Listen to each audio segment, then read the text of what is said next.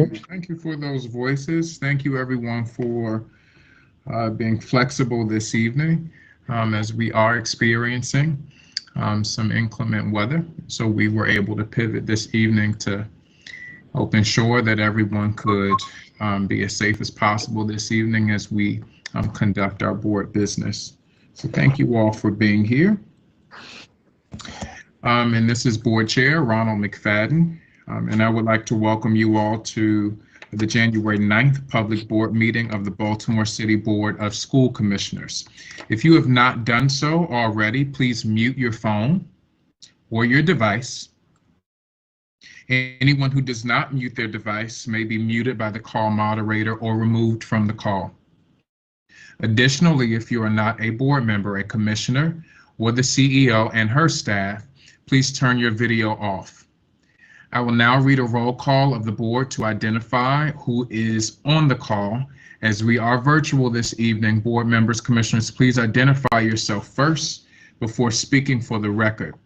I will go through the roll call for each vote.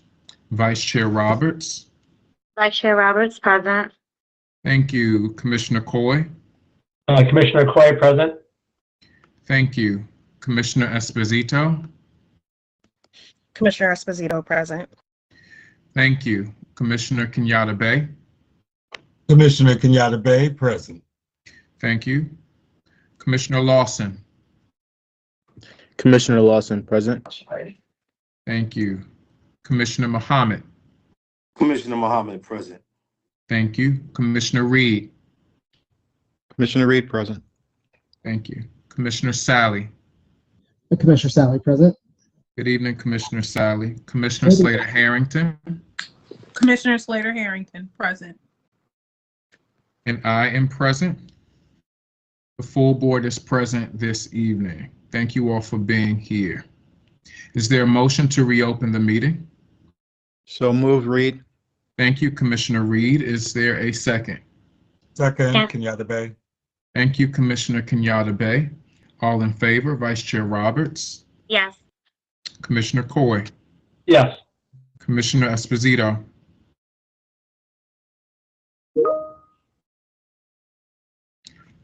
Commissioner Esposito, are you there? Commissioner Kenyatta Bay, Yes. Commissioner Lawson, Yes. Commissioner Muhammad, Yes. Commissioner Reed, Yes. Commissioner Sally, Yes. Commissioner Slater Harrington, Yes. and I am in favor. That motion passes with 9 in favor and 1 absent. Is there a motion to approve the prior session minutes? The prior moved. open session minutes? So moved, Reed. I'll take that, Commissioner Sally and Commissioner Reed, as a second. All in favor, Vice Chair Roberts, Yes. Commissioner Coy, Yes. Commissioner Esposito, Yes. Commissioner Kenyatta Bay, Yes. Commissioner Lawson, Yes. Commissioner Muhammad, Yes.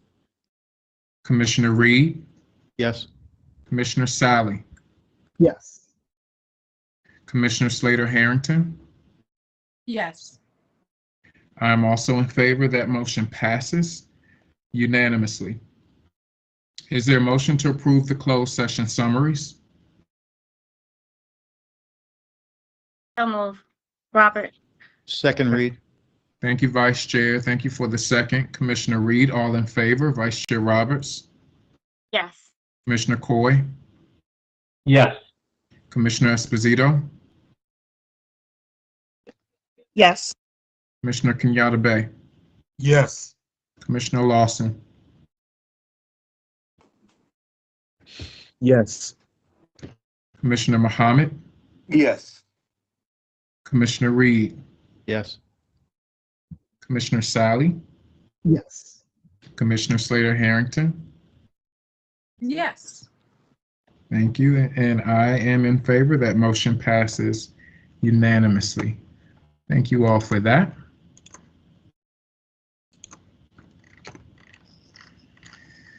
And so good evening again, everyone, and welcome to our January 9th meeting. And I hope that everyone has had a restful break a couple of weeks ago, and you all are off to an incredible start of the year 2024. To our students and our young people, quarter 2 ends next week. The marking period ends next week. Meaning that the school year is halfway complete. Shout out to our amazing students, to each of you and your colleagues and your friends, and our staff for reaching this milestone.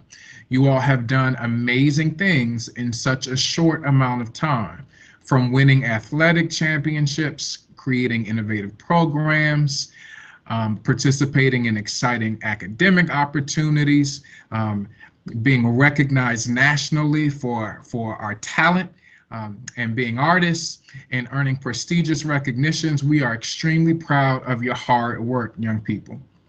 In the final days of marking period 2, I want to encourage you each to continue believing in yourself. Stay positive and know that you can overcome any challenge that may come your way. So take a deep breath, stay focused, and let's finish second quarter strong. We appreciate all of our young people for being in school each and every day.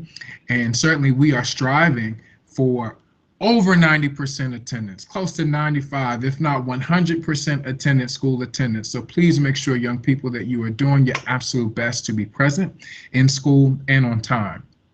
Now I'd like to draw your attention to our Vice Chair, Vice Chair Roberts, who would discuss the annual review of schools and how the public can get involved. Vice Chair. You're muted, Vice Chair. We're back at it. We're back at this again. Goodness. Thank you so much, Board Chair. For over a decade, City Schools has used a collection of academic and professional recommendations from our staff, students, families, and communities to review, discuss, plan, and implement physical and programmatic developments within the school district. This process is known as the Annual Review of Schools, previously called Portfolio Review. During a series of board meetings and public feedback sessions, the board collaborates with the public to find ways that best foster student learning and professional growth. We discuss difficult topics such as creating new traditional schools, relocating schools, changes to grade configurations, renewing contracts for charter schools, or contract schools run by external operators, amending the 21st Century Schools Buildings program, and even closing schools. With each conversation, we try to keep you well informed and create space for you to comment any portion of the proceedings. To keep you up to date, here is a quick recap of what is happening regarding the annual review of schools. The annual review of schools recommendations for the 2023-2024 year were presented to the school board during the November 4th public board meeting. Recommendations for the district included combining Augusta Fell Savage Institute of Visual Arts with Bluford Drew Jemison STEM Academy West. Also combining the Charm City virtual program with the Port virtual program serving 6th through 12th grade in summer 2024. There was a recommendation for a change to the 21st Century Building Plan amendments for Southeast Middle building surplus date, moving it from 2025 to 2026. And for the charter school operator renewals, we'll be reviewing Baltimore International Academy West, Green Street Academy, and Kip Harmony Academy. The board hosted an opportunity for public comment on these recommendations in a virtual meeting on Thursday, December 7th from 6:30 p.m. to 7:30 p.m. The board will also host the last opportunity to share public comment on the annual review of schools recommendations this Thursday, January 11th, from 6:30 p.m. to 7:30 p.m.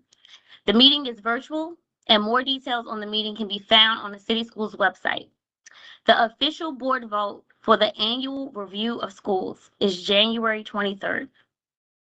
After the January 11th meeting, there are no more opportunities for oral testimony. However, the board will accept written comments or data until 5:00 p.m. on Friday, January 19th, 2024.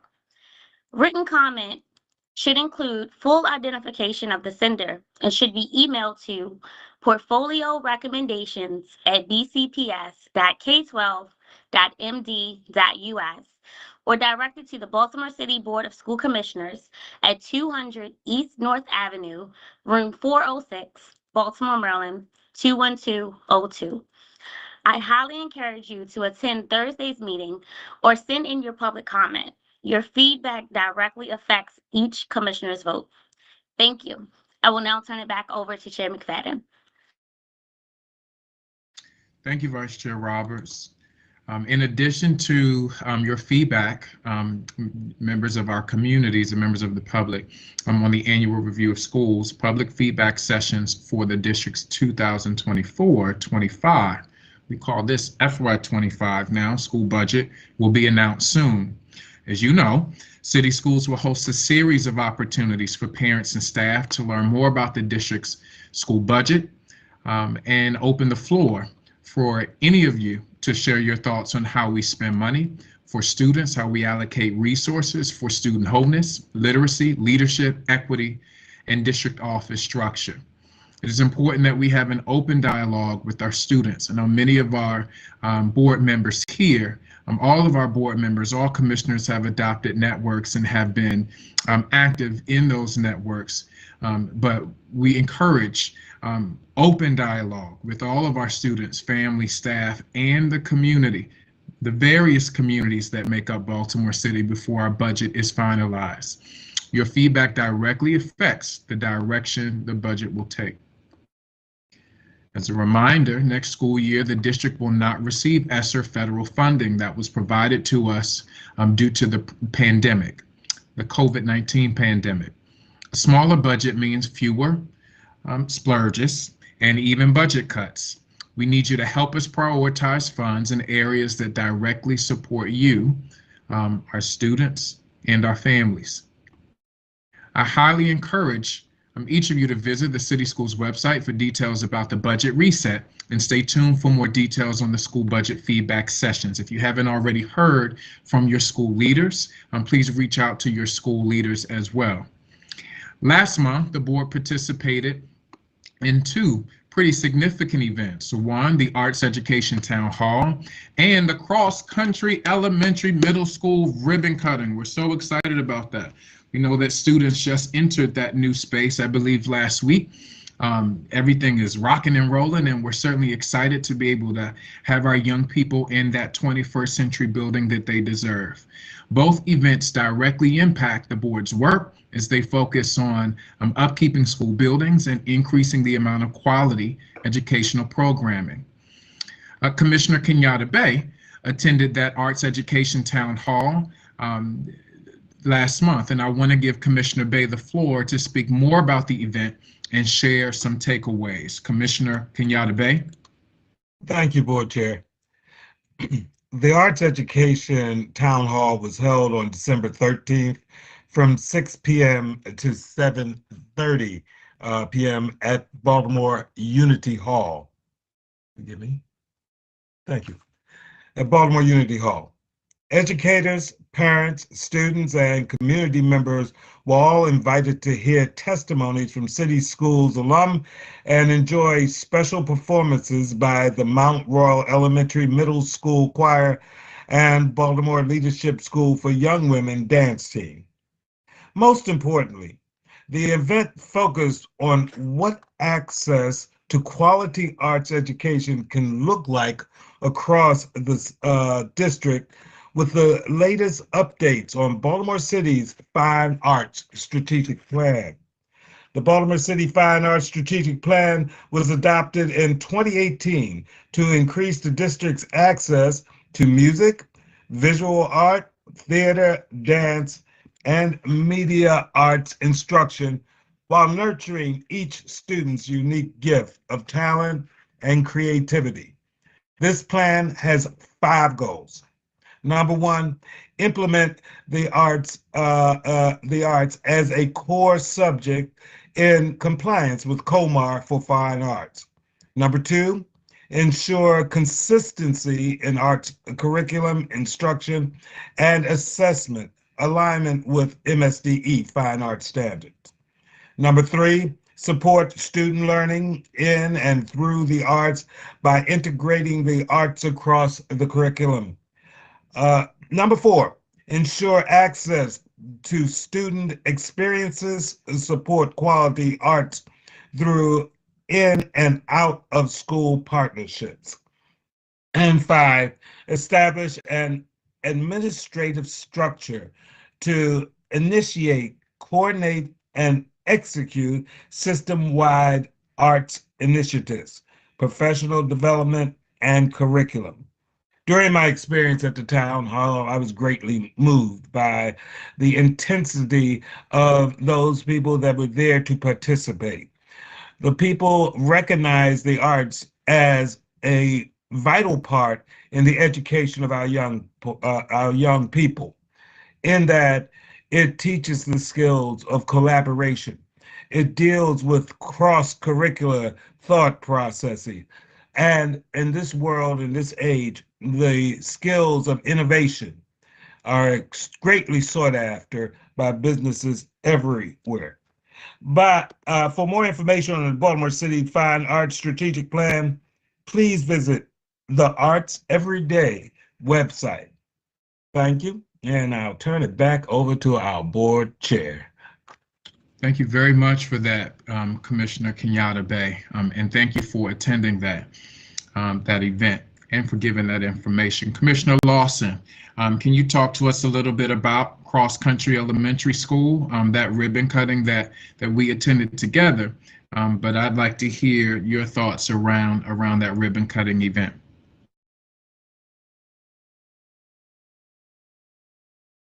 Sure. Please give me 1 second. So the cross-country ribbon cutting ceremony happened December 13th at 2 o'clock from 2 to 3. During this ceremony, we heard the importance of the upkeep of our buildings and student education growth. I was really excited to be a part of this historic moment for the community and city schools as a whole. And I do want to shout out the 2 members of their Student Government Association and their band for their hard work at that ceremony. That's all I have for us tonight.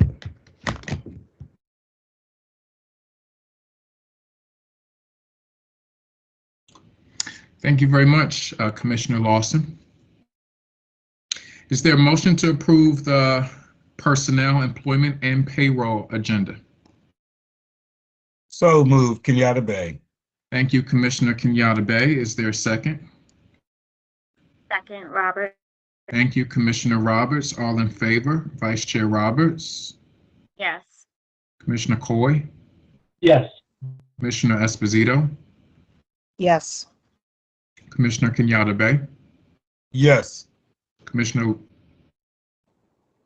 Mohammed? Yes. Commissioner Reed? Yes. Commissioner Sally? Yes. Commissioner Slater-Harrington? Yes. And I'm in favor. That motion passes unanimously. I will now turn it over to Dr. Santelises, our CEO, for her comments. Good evening, Dr. Santelises. Good evening, Chair McFadden. Oh, sorry, I'm out of practice for a little bit. Good evening, everyone. And I will invite Chief Emily Nielsen for this evening's PEP agenda. Chief Nielsen? Dr. Santelises, good evening, commissioners. On our PEP agenda tonight, we have from the Office of the Chief Academic Officer 3 appointments.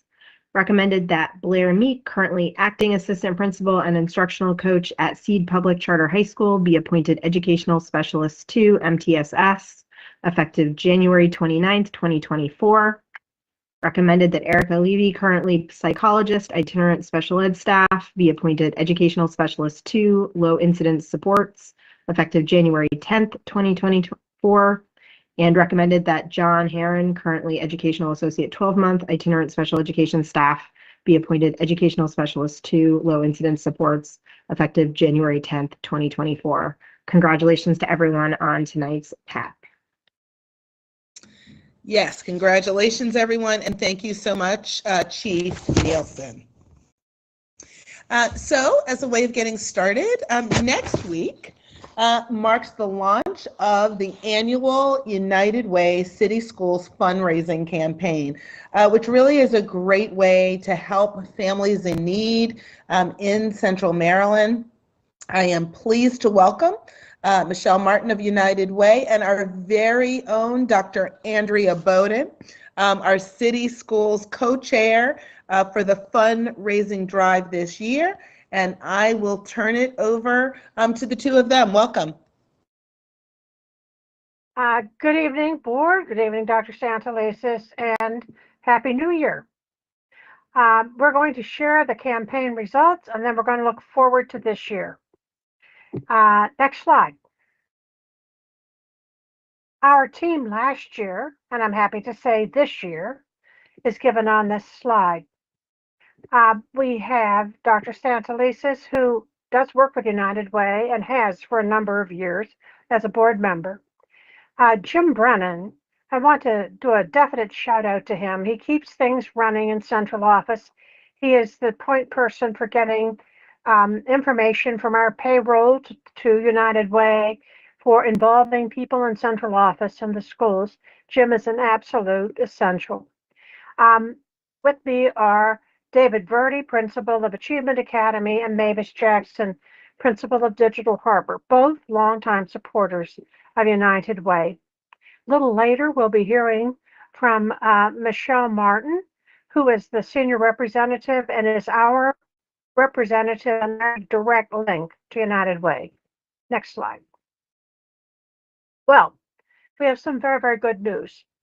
Last year, Baltimore City staff members donated $91,882 to United Way.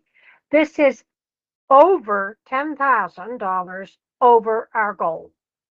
This is amazing, and it is, a testimony to the generosity of our staff members. Of course, we dipped a little during the pandemic, but let me say we are back, and we are very, very happy. The total participation in the United Way campaign last year nearly doubled. And that is very, very significant. That means more people are participating. More people are giving even $1. Some are giving 1,000. Donations over $1,000 last year came from 14 schools and 5 offices. The offices being like central offices, they are a separate management site. Individual donors of over $1,000, up 18 to 21. Now, some of these people give far more than $1,000. These are individual donors, and we cannot thank them enough. Many of them have made a long-term commitment. But last year, we had 7 brand new $1,000 or more donors. This is a testimony to the generosity and commitment of our staff. Next slide. I like the little clappies. Okay, so what does it take to get your staff involved? For as many years as I've been working with United Way, Tiffany Clark, the coordinator at Eager Street Academy, has gotten 100% of her staff to give something. And she, along with her principal, always make a commitment. The legal affairs team, under Christine Thomas, coordinator, also everybody in the office gave to United Way. This is a big achievement. Next slide. These are the top donation sites. All of these sites gave over $2,000. to United Way. Digital Harbor High School, Tamara Acklog. Office of Legal Affairs, Christine Thomas. Camden Elementary, Melissa Young. Office of the Chief Financial Officer, Pam Forston. Govans Elementary, Monique Marrow. Baltimore Polytechnic, Eileen Eldridge. Francis Scott Key, Tanera Pitts. Bard High School, Gwen Mountcastle, and Home and Hospital Services, Vanetta Porter. Now remember, this is a combination of big givers, small givers, but to reach $2,000 and more is a major accomplishment. Let us congratulate those sites. Next. Now, we also have what we call fundraising. Fundraising is something different than an individual donor making a pledge. It's an event. And the amazing events that we had last year, and almost all of our leaders are elementary schools, and they involved their children. There were some very, very creative ways to involve the children, but they made sure that the children knew they were giving their pennies and nickels and dimes and quarters to help other people. And they did some lovely bulletin boards, and the children wrote letters. And I mean, this is a way to instill the need to give and the joy of giving in our youngest children. And I do want to comment that, for instance, Thomas Jefferson Elementary had over about $1,200. $1,000 in quarters weighs over 50 pounds. And all of these schools were putting in, nickels and dimes and pennies, and we had carts full of things being wheeled out of schools. It's not just paper like with the adults. It is a lot of heavy money. And as the kids say, well, it's more than green money. Well, it certainly is. And we appreciate the coordinators and their children who did this. Next, please. United Way has many areas of impact. Michelle Martin will describe these areas of impact. Thank you, Andrea. I want to thank everybody again for the job well done last year. Yes, I spent hours rolling and counting those coins, but I did it happily, believe me. Just a quick hit on the impact areas, and I want to focus, of course, our areas of focus are health, housing, economic advancement, and education. And of course, the Maryland 211 helpline is also run by United Way of Central Maryland, focusing on, of course, education. We have our work touches on multiple phases of students' journeys, from advocating for quality early education to graduating high school. Our On Track for Success program is led by a cross-functional team at partner schools and within United Way, who work to meet the unique needs of each student, serving 4,000 plus students and their families. Under education, as many of you know, there was a new program that United Way kicked off called Young Men United last year. And this initiative supports young men of color with their educational and vocational dreams. The first cohort of young men included 50 students from Baltimore City's Patterson High School and Benjamin Franklin High School. And from the last update I got, those 50 students are doing quite well in the program. We are going to be expanding the program, I believe in April. We're going to be bringing on another 50 to 100 students. So those, the new cohort can come in. The comprehensive program helps develop a strong pipeline of engaged leaders who excel in their careers and strengthen the workforce. We're going to be looking for mentors also to assist in the program. and that should be getting underway in the next couple months.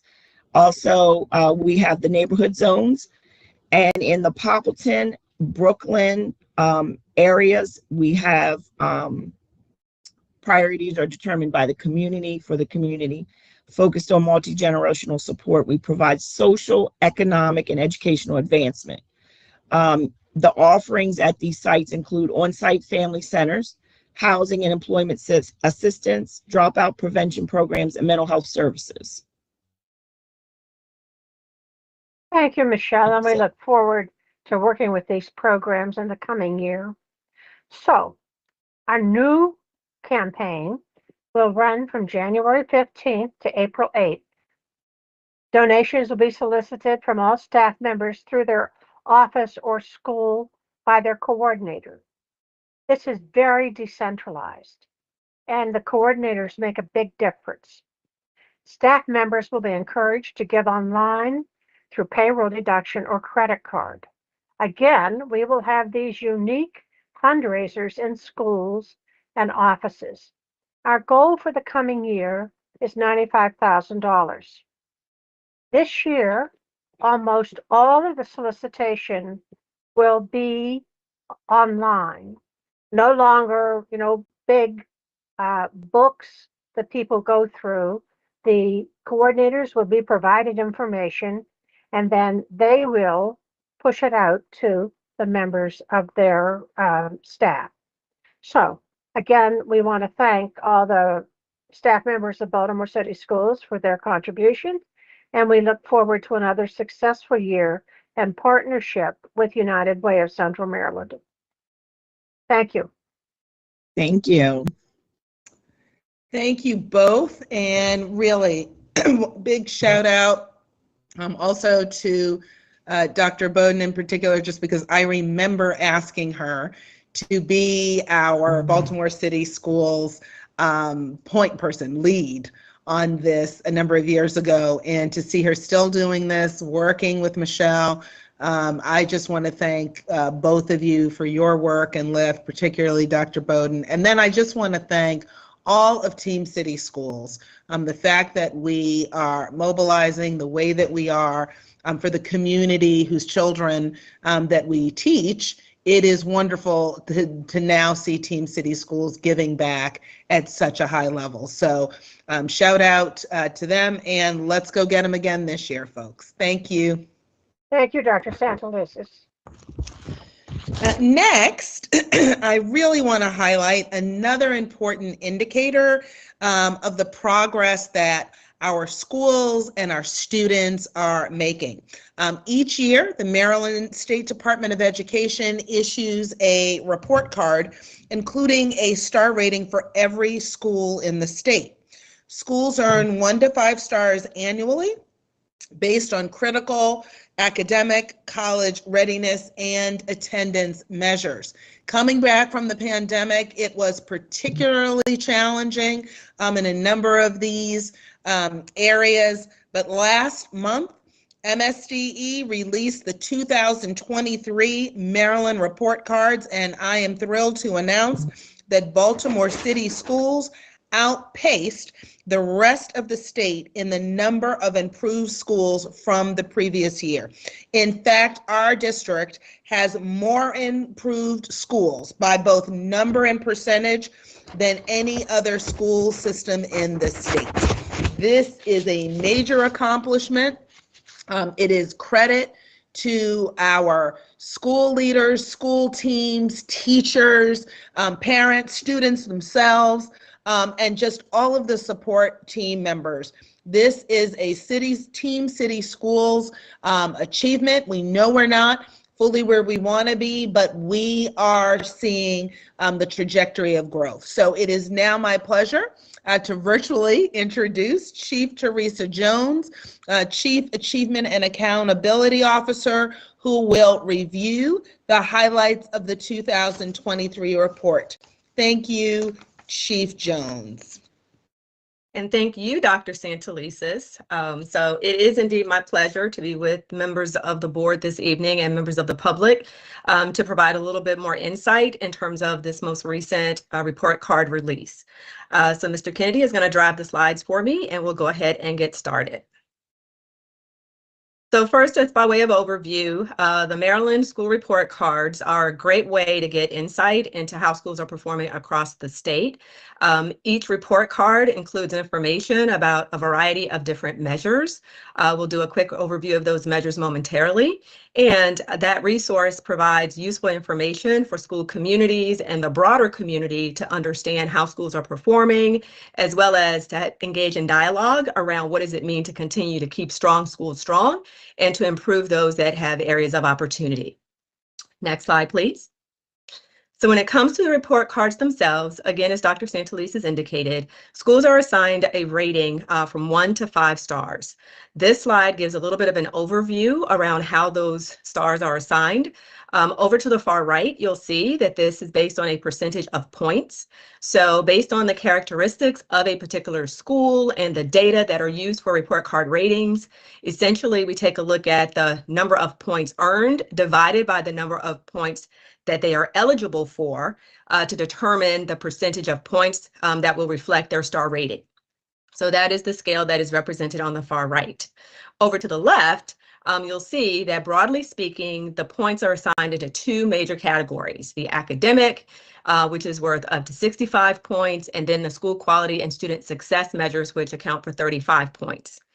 We are going to do a little bit of an overview based on the school band, the grade band in school. For what that means as it relates to the different measures and indicators. But what you'll see noted here is that they do vary slightly based on whether or not a school has elementary or middle grades versus high school grades. And the data points that are used may vary slightly as well, depending on the student population. So for example, for those schools that have large numbers of English learners, they actually get points available in the areas of English language proficiency. So we'll do a quick overview of each of these based on the school type, and then we'll get into what our ratings are here in city schools. Next slide, please. So first, for our elementary and middle schools, again, you'll see that there's that 65-35 split. Over to the left, when it comes to the points that add up to that 65%. The first area is around academic achievement, and that is using data from the Maryland Comprehensive Assessment Program that we call MCAP. And that is assessment data that's looked at in a number of different ways. So some of that is reflected here in the academic achievement measure. Also, when it comes to MCAP data, there's also an input around academic progress, where we take a look at the growth in English language arts and math. There's also the ability to earn points based on completion of a well-rounded curriculum and the credits that are reflected in their ability to complete that well-rounded curriculum. When it comes to those schools that have at least 10 English learners, they also then are able to earn points for English language proficiency progress. That is reflected on this left side as well. On the right side, the school quality and student success measures fall into 3 categories. The first takes a look at attendance using a measure around chronic absenteeism. The second uses a survey, and that's inputs from both students and educators in schools for a climate survey input. And then there's also this question of the opportunities or access to a well-rounded curriculum. Next slide, please. When it comes to high schools, they too have a 65-35 split, but with slightly different measures. So again, we do see that there are academic achievement measures reflected, but instead of having academic progress, you'll see that graduation rate is listed here. When we look at graduation rate, we look at the adjusted cohort graduation rate composite, which looks at both 4-year and 5-year graduation rates. Again, for schools that have English learners of 10 or more, there's the English language proficiency measure. And then you'll see noted the readiness for post-secondary success measures. So similar to the elementary and middle, there is a credit for completion of a well-rounded curriculum, but in the case of high schools, there's also a measure that we call on track in 9th grade. When it comes to the 35%, we see the same 3 categories. However, the inputs look a little different, particularly for the opportunities or access to a well-rounded curriculum. Next slide, please. So again, as we've shared some highlights, we're excited to share that we have over a quarter of our schools demonstrating improvement from last year to this year. We'll break that down for you in a moment, but as the key points reflected here indicate, we had 27% of our schools that gained a star rating and only 6% of schools that lost a star rating. And so when we take a look at how that compares in the state of Maryland, it does indeed indicate that we are on a faster rate of improvement as reflected in this last round of results. When you look at Maryland, there were only 8% of schools that gained at least 1 star, and 28% of them actually lost at least a star. When it comes to the highest rating level of 5 stars, we have 2 schools that earned that maximum 5-star rating, and that was Baltimore School for the Arts and Baltimore Polytechnic Institute. When you take a look at how districts across the state also looked at increases in their star ratings, we were one of only 2 school districts where we had more of our schools gain a star versus losing a star. So again, another indication that we are certainly on a path of improvement. Also want to note that when it comes to the work around attendance, we have been doing a considerable amount of work in this space. And while it does show up in terms of the percentage of schools that have reduced their chronic absenteeism, I will say that it is worth noting that those improvements are not fully reflected in the number of points earned in this most recent report card rating. And that is largely because the state's accountability system actually started to use the pre-pandemic scale of points when they assigned the point values this last year. So it is one of the areas that we are proud of that we've been able to make progress in. However, I do want to acknowledge the fact that the report card ratings don't fully reflect the level of success that we are having within that particular measure. The fact that we had over 85% of our schools actually reduce their chronic absenteeism rates is still worth noting and worth celebrating. Next slide, please. So we're going to take a look at the ratings in 2 ways just to give context that gives you a little bit more historical insight. So for this particular table, we are looking at the results from 2019, which was the last year that we had report card ratings before the pandemic. That is why you do not see ratings listed here for 2020 or for 2021. So then when you take a look at last year in 2022, that was the first set of report card ratings that were assigned coming out of the pandemic. When you take a look at 2023, that was our most recent report card ratings.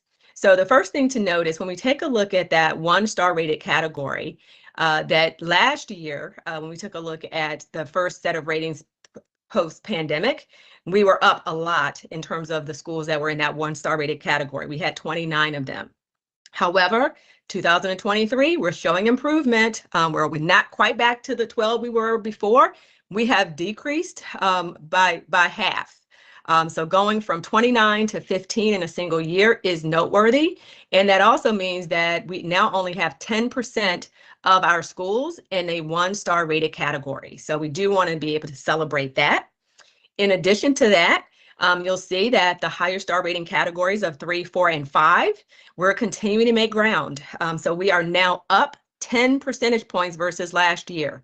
Last year, we had 25% of schools falling into those 3 categories. This year, we're up to 35. So again, while Dr. Santelises has stated, while we're not quite where we want to be, we certainly are making progress, and it is reflected in the results that you see here. Next slide, please. I also want to share with you another view of our star rating improvements, looking at what that means over time. So the slide that we just reviewed simply takes a look at the ratings for each of the individual years. However, this view of our results takes a look at those schools that were rated 2 years in a row to see whether or not they were able to demonstrate a level of improvement or maintain their rating, or in some cases, show a slight decline in their rating year over year. So I'm going to start with the table to the far right. And so with the far right, again, these are the most recent results, taking a look at our ratings in 2023 versus 2022. Key point here, we had 39 of our schools increase their star ratings. Those are the schools that are represented by those green boxes that you see in the diagonal. So for example, we had 19 schools that were a 2-rated school this year, and the prior year they were rated a 1-star school. So that is our movement from 1-star to 2-star schools as reflected in this particular matrix. You'll also note, however, last year, Again, that was the first year coming back from the pandemic. We had very few schools that were increasing their star ratings and a number of schools that were actually showing declines. So again, we are seeing progress being made, particularly noting from how much we were able to move in this most recent year. The other thing that I also want to note, however, is that when you take a look at how we were performing before the pandemic, we also took a look at 2018 to 2019 movement. And in that particular year, we had 34 of our schools that were able to increase their star ratings. So again, while we may not be quite to where we were before, we have actually outpaced the number of schools that were able to increase their star ratings year over year versus even where we were prior to the pandemic. Next slide, please. So how did we get here? So what we'd like to do is just to highlight a few key points around the work of our schools and our central office staff and communities to support our student success and the school level improvements reflected in the results. Let's go ahead and unpack. You can put up the next bullet for me, Mr. Kennedy. So the first one I highlight is the work around instruction. So not only have the continued investments in high quality instructional materials are showing impact, that is also accompanied by the support for our educators in our professional development and use of coaches and other resources in schools to be able to support our students as they need support. That is also supported through the use of a number of diagnostic tools that allow us to have more frequent progress monitoring and to adjust our supports for students as needed to be able to keep them on track towards the mastery that we are working towards. Next slide, excuse me, next bullet. Also, we've increased the number of different types of student learning opportunities. So when we think about ways to keep our students engaged and ways to offer them academics, we have credit recovery, extended learning, and summer programs that have all been leveraged also to be able to support our students, and that's reflected in these results. Next bullet. Those student learning plans, we don't want to forget about those. Certainly, while student learning plans were one of the key initiatives that we implemented as a part of our recovery strategy, it has proven to be a really good supportive way to ensure that students have goals, as well as families and educators are working together to support students to achieve their individual goals and to be able to factor in what their interests are as we support them. And next one. Of course, in terms of additional supports, we've also been able to leverage resources such as tutoring, particularly in the areas of literacy and math to improve the level of proficiency there, and that's reflected in these results. I will say, while we didn't unpack it specifically in this presentation, one of the areas that the report card ratings do include is a measure that we call the student growth percentile. And when we take a look at that particular measure, it gives us a sense around how well our students are growing versus their peers. And so one of the things that has really been encouraging is looking at those student growth percentiles for some of our schools and for the district, particularly in literacy, where we've actually outpaced the state when it comes to the rate of growth that is represented in those measures. So that is also worth noting. And then I also just want to highlight the work that we've been doing around college and career readiness and the way that we've been supporting students in that space has also been supported through the redesign of our Office of Student Success, as well as the use of resources and investments in schools in support of our ninth grade on track body of work, for example, in order to make sure that our high school students are staying on pace to be able to graduate on time with the level of knowledge and skill that they need to be successful in their post-secondary efforts.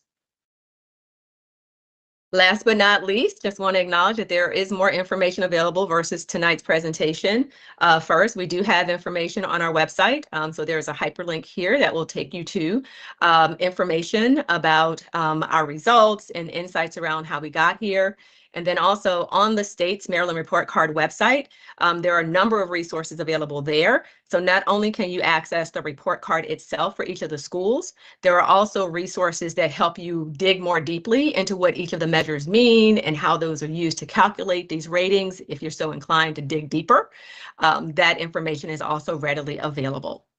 So at this time, Dr. Santelises, I want to thank you for the opportunity to share this information with the public, and I will turn it back over to you.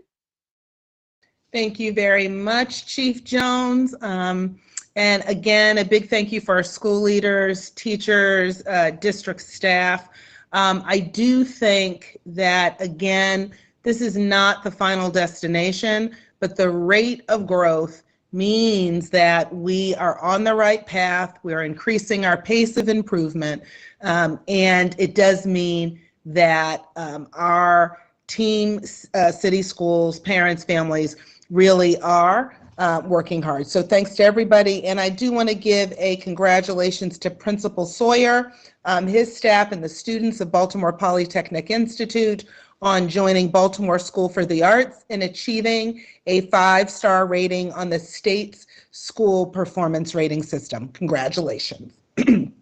Finally, I would like to give a huge shout out to Roger Schulman, President and CEO of the Fund for Educational Excellence, Paul Wallman, co-founder of the Heart of the Schools, Kevin Leary, and the entire team at the Heart of the Schools, which is a program of our partners at the Fund for Educational Excellence. I just want to convey my personal thanks to the team for once again hosting the Heart of the Schools holiday celebration, which was held at M&T Bank Stadium on December 14th. I think we might have pictures of that time to really recognize the significant contribution our school and district leaders make to the success of our young people.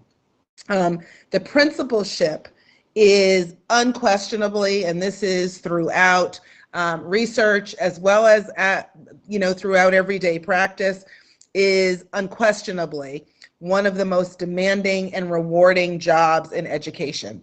And every year, the fund puts on a fantastic celebration in honor of our principals to thank them for everything they do on behalf of city schools.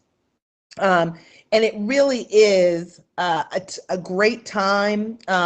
You can see here we had a great time, and I know that our principals appreciated the event.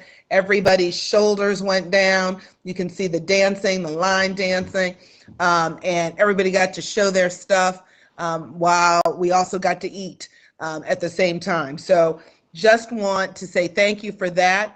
And I think it's also important to really recognize that the fund really gives year-round support to city schools. There's a grant program that enables principals to apply for funding for additional resources and school enhancements.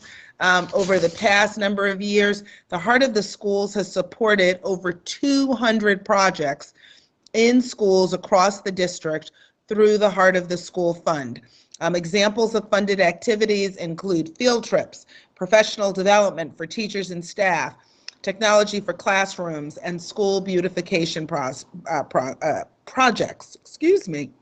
Finally, every year, Heart of the Schools honors 10 exceptional principals selected from community nominations through the Heart of the School Awards. This May, they will again be hosting the Heart of the School Awards at the Hippodrome Theater. The nomination process is open now, and I want to encourage everyone to vote for their favorite principal at www.heartoftheschool.org/nominations. It is now my pleasure to welcome Kevin Leary, who is representing the Heart of the Schools team, with our thanks for their partnership on behalf of our schools, students, and families. Kevin, are you here?